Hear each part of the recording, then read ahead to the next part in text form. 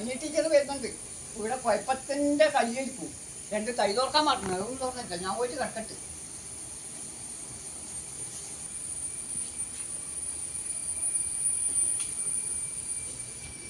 ഇനി ഞാൻ 2 തൈ തുറക്കുന്നിടാൻ പറഞ്ഞേ. തുറന്നു വെച്ചാൽ ഒന്നിലെ തോല ഇടാലോ എന്ന് വെച്ചിട്ട്. അപ്പൊ തുറന്നിട്ടൊന്നുമില്ലല്ലോ. ഏടിയാ പോയത് രാവിലെ ഇവിടെ നിന്നിട്ട്. ഈ വരുമ്പോ എന്നെക്കാട്ടി മുമ്പിൽ കഴിഞ്ഞിട്ടുണ്ടാവും. പിന്നെ എവിടെയാണ് തൈ തുറക്കേണ്ടത്? അല്ല, ഇന്ന് തൈ തുറക്കാൻ നല്ല ആച്ചാ. ഇന്ന് ആച്ചില്ല എന്ന് പറയണ്ടെങ്കില് വാതിലും പൂട്ടിട്ട് പോയിനമ്മോ. വാതിലൊന്നും പൂട്ടിക്കേ ഇതടി പകുതി ചാരിട്ട് പോയിന്. നായി കരിനങ്ങ എന്നാ ചെയ്യാമോ? ആർക്കൊന്നും ആളില്ലേ? ഓ കിടക്കോയിന് എന്നാ കിടന്നിന്? അത് വയറ് വേദനയായിട്ട് രാവിലെ കിടക്കോയിന്? കുറച്ചേരായി ഒരേ വയറ് വേദന. നല്ലോണം ഉണ്ട്. നല്ലോണം ഉണ്ടേനു. ഞാൻ ഈ ഗുളിക എടുത്ത് കൊണ്ടിരിക്കുക. ഈ ഗുളിക ആശുപത്രിയിൽ പോന്നുണ്ടാ? ആശുപത്രി പോകണ്ടെന്ന് കൊടുക്കും. അങ്ങനെ ലേശം ചൂടുവെള്ളം ജീരകം ഇട്ടിട്ട് ലേശം ജീരക വെള്ളാക്കിട്ട്. ഓളെ പറ്റിക്കാൻ ഇങ്ങനത്തെ പയ്യലെടുത്തിട്ടേക്കില്ലേ?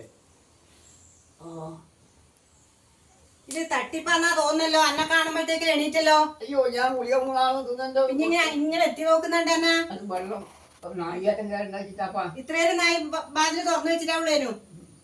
ഇപ്പൊ തട്ടിപ്പിന്റെ തന്നെ അതൊന്നും നടക്കുക. ആശുപത്രി പോകാന്നാല് ഒരു സൂചി വെച്ചാ നിക്കുമായിരുന്നു എനക്ക്. അയ്യോ, സൂചി വെക്കുവായിരുന്നു.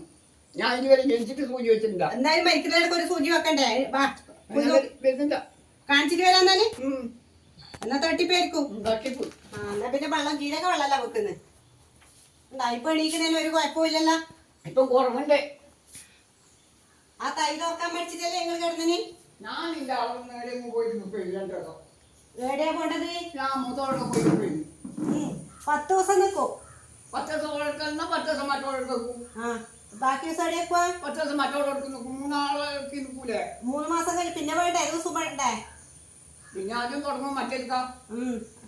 പോയി നിന്ന് നോക്ക്. മക്കളെ അന്നേരം നല്ലോണം നോക്കൂ. നല്ലോണം നോക്കൂ അവര്. ഇല്ല, നോക്കൂല. നീ അമ്മയുടെ ഒന്നോ?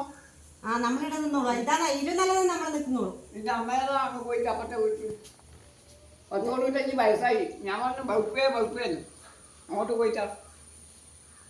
നിങ്ങൾ പറഞ്ഞേക്കൂലേ? ഞാൻ പറഞ്ഞില്ല. ഞാൻ അപ്പുറം പോയിട്ട് വെച്ചാൽ മോനെ പറ്റൂ.